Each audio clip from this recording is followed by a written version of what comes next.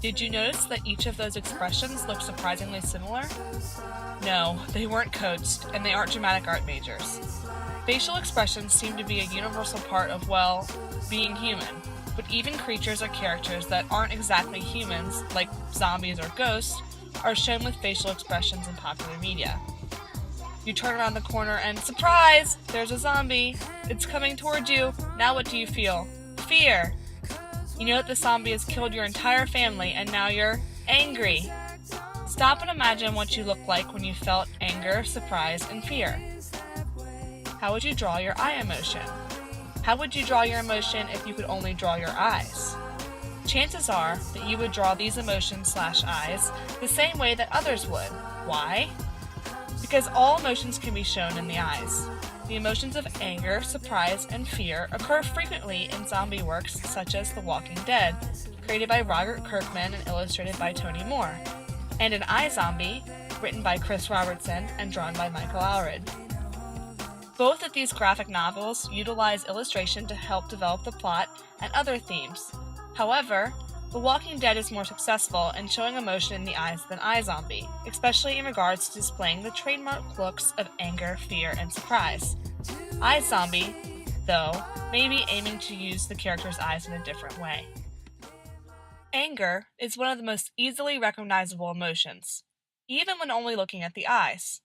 Eyes that are displaying anger usually appear to be hyper-focused, like they are staring at a particular object, usually the object of their hatred. Both eyes are narrower closer to the midline of the body and are wider laterally. This gives the shape of the eyes a sideways hourglass appearance. The eyebrows are also key in evaluating anger expressions. The eyebrows angle dramatically towards the space between the eyes, and the space between the two medial parts of the brows is usually very small. This is shown in the 4 illustrations. Note the hourglass shape, the widening laterally, and the angle of the eyebrows. Surprise is also easily identified in the eyes. When a character is surprised, their eyes will be the roundest. Generally, the pupils and irises will be completely rounded, and the pupils may be small. The eyebrows will be very high on the face and far from the eyes. The brows themselves are semicircular and do not have any plateaus. As you can see on the screen, you can see that the eyes are round, the pupils small, and the distance between the semicircular eyebrows is large. When a character experiences fear, their eyes will look very similar to the eyes when they are experiencing surprise. However, there are a few distinct differences. The eyes will be generally rounded, but many times the eyes will have an arc forming the lower eyelid, or at least an arc below the eye. The eyes in fear are more likely to be looking in a different direction. The most important indicator of eyes in fear is at the brows. Unlike the brows in surprise, the brows in fear will not be completely rounded. Brows and fears will be raised significantly from the eyes, but will curve upward towards the center of the face and will often be closer together. In the visual on the screen, you can see under eye arcs and the high curved eyebrows. So why is drawing emotion in the eyes a particular way important? Each emotion has its own distinct eye structure. These structures are universally recognized. Otherwise, we could determine emotions from just a picture. In these photos, you can easily determine that the wolf is angry. How do we know? Well, in the picture with the red lines, the red lines denote the anger of the wolf because they show the angle of his brow. Their dramatic angle tells us that the wolf is angry. Humans do not need to be told or shown which facial expressions correspond with which emotions. People unconsciously put particular expressions on their faces based upon their emotions. Just like the angry wolf angled his brow to show his anger. However, characters in graphic novels do not draw themselves. Therefore, it is very important for an artist to draw these eye emotion symbols properly in order for others to determine the character's emotions accurately. The chart on the screen shows 3 illustrations of anger. When looking at the full images of the faces, it's clear what emotion each character is experiencing. This is because you're able to see all the facial symbols that denote anger. However, even without knowing the context of the character or being able to see the snarls in their mouths, viewer can still determine anger emotion based purely on the eyes. All 3 examples you see the anger indicators mentioned previously, like the hourglass shaping, angled brows, and the narrowing of the eyes towards the face.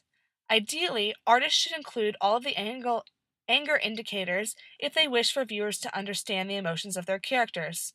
Without clear eye emotion, the feelings of the characters are muddied. It is also important to take note of the universality of all emotions, including anger. The 3 examples are of different genders and different types of media, but still they depict anger in the eyes the same way. One of the examples, the angry bird, is not even human, yet he still displays the anger emotion. When you look at the 3 sets of the eyes on the screen now, all 3 examples have arc-shaped brows, rounded eyes, and a large space between their eyeballs and eyebrows. Given all these characteristics, it is easy to determine that all the characters are surprised. If something popped out at the character, it would be very confusing for a reader to see a set of eyes without these characteristics.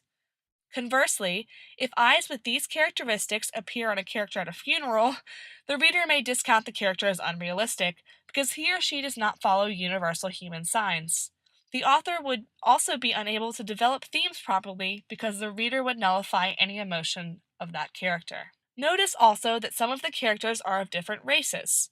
The expression on the face of the African American woman in the center is no different than the racially ambiguous character in the first row, or the white man in the last. In addition, the color of the eyes does not affect how the reader will view this emotion. While the red tint may reveal something about her personality, unless her eye color changes with emotion, it has no effect on the way her eyes look when they're surprised. Despite any physical differences, surprise is shown in the same way.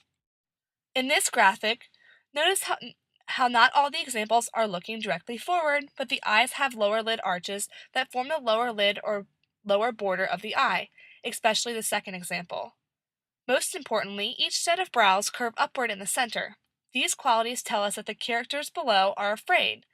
Fear is a more intense version of surprise, because surprise is generally a short-lived emotion. Oftentimes, surprise merges into fear, which may be the reason why fear eyes look similar to eyes in surprise. Many times, a character will be surprised by a sight like a zombie, and then their facial expression will change to fear because they are no longer surprised by the zombie's presence, but simply afraid of it. In the horror genre, it is important to draw fear in characters' eyes because if the characters shown are not scared, readers can't be expected to feel fear either. 2 of these depictions are taken from graphic novels written over 30 years ago, yet the expressions remain the same in the face in the tutorial, which was written in 2010. Therefore, it is clear that eye expressions have remained the same over time and that the year of publication has no effect on how eye emotion is read. Emotions play a large role in the effectiveness of a graphic novel. When you think about the advantages and disadvantages of different mediums of expression like writing, film, and graphic novels, it is clear that the graphic novel has many strengths. While a written novel is able to express a character's inner thoughts without having to use dialogue, a graphic novel does not have this advantage. Instead, a graphic novel must utilize its main arsenal, illustration, to display a character's inner emotion. In order to accurately display an emotion, an author must use the proper eye expression for their character's given emotional state. In order to accurately display an emotion, an author must use the proper eye expression for their character's given emotional state.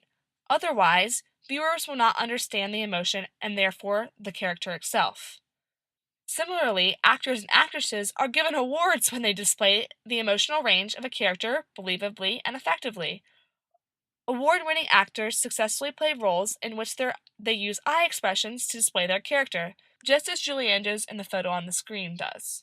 Graphic novels that do not use eye expression effectively do not utilize one of their main tools of communication and are often weak. Luckily, the graphic novel The Walking Dead contains very effective eye drawings, which are dynamic and reliable to its characters, especially in regards to anger, fear, and surprise. Look at the fourth and fifth pairs of eyes on the left. Both sets of the eyes are taken from the scene in The Walking Dead in which the respective characters are feeling anger. The first three sets of eyes have been previously identified as angry eyes, so notice the similarities of those eyes with the eyes from The Walking Dead. They have angled brows, hourglass shaping, and a direct gaze. The set of eyes above is from a scene in which Shane yells heatedly at Rick. Imagine how the scene would be different if Moore had drawn rounded eyes on Shane. The dialogue would have supported Shane's anger, but the mixed signals from Shane's eyes would have confused readers. The eyes that come from the picture on the right are Jim's eyes when he is killing the zombies that ate his family. Undoubtedly, Moore and Kirkman wanted to show Jim's hatred and resentment of the zombies and what they had done. Readers do not have to question Jim's thoughts or actions because the creators have given it so clearly in his eyes. Waking up in the hospital alone would be surprising. Rick's eyes in the first scene look surprised when compared to the other surprised looks on the left. The frame below is Rick's initial reaction to seeing Atlanta. Here, using surprise could be a form of foreshadowing that would add suspense and make readers think, I wonder what it looks like. Had Rick's eyes not shown surprise, the holy shit dialogue could have been seen as sarcasm. If readers didn't know that Rick had actually been shocked at the sight, they would have instantly assumed him to be joking, and that what he was seeing is boring and not flesh-eating zombies. The two sets of eyes shown here again display the trademark features of their emotions, fear, including lower border arches and upward curving brows. In the frame below, Rick is obviously fearful for his life, which could easily be taken by the zombie grabbing hold of him. In the upper frame, it is the first time readers see and hear that Rick is afraid. Moore took the time to eliminate the background and zoom in on the character's face. Therefore, viewers need to be able to read purely from Rick's face. In the introduction, Kirkman tells readers that he does not want to scare them, but to have them care for the characters. The emotion shown here in Rick's eyes is relatable and distinct, which allows readers to feel attachment to Rick. Without displaying the eyes in a readable shape, this frame would be meaningless and just a nice picture. While The Walking Dead uses its eye depictions to display emotions and meanings, iZombie does not display emotion nearly as effectively. Instead, iZombie shows characters' thoughts in words using rectangular thought boxes. While these are helpful in understanding the characters, the expressionless eyes contradict the emotion that the blurbs provide. The illustrations in iZombie are a wasted asset and they provide little to no meaning into the character. Here are some ineffective eye emotions in iZombie. The visual above shows three distinct emotions in iZombie. Notice how when the eyes are cropped away from their face, they look surprisingly similar. Their brows, angle, and distance from the eyes are very similar, along with the shape of the brow itself. Plus, in each instance, the eyes are fully opened, rounded, and shaded with light on the left sides of their irises. Without the context in the left column, it would be very difficult for a reader to determine what Gwen was feeling. In these images, Gwen experiences a wide range of emotions, but undergoes very little change in her eyes. How can Gwen have the same emotion when they are going to find a mummy as they do when they are comforting someone who has lost a father or a husband? The answer is not that the character feels the same emotion in every instance, but that her emotions are not effectively shown. The ineffective eyes make it very difficult for readers to accept Gwen as a believable character. The lack of emotional depth portrays her as a stereotypical emotionless zombie. However, from the dialogue as the thought rectangles, we know that this is not the case. An emotionless character would not say, "I'm sorry for your loss," like Gwen does in the second frame. If the creators wished to show Gwen as an atypical, moralistic monster, including eye emotion would have greatly strengthened iZombie. This graphic shows the few times in which iZombie has effective eye emotions. In this scene, Gwen is told of the humans that hunt down monsters like her and kill them. She should be very afraid for her life.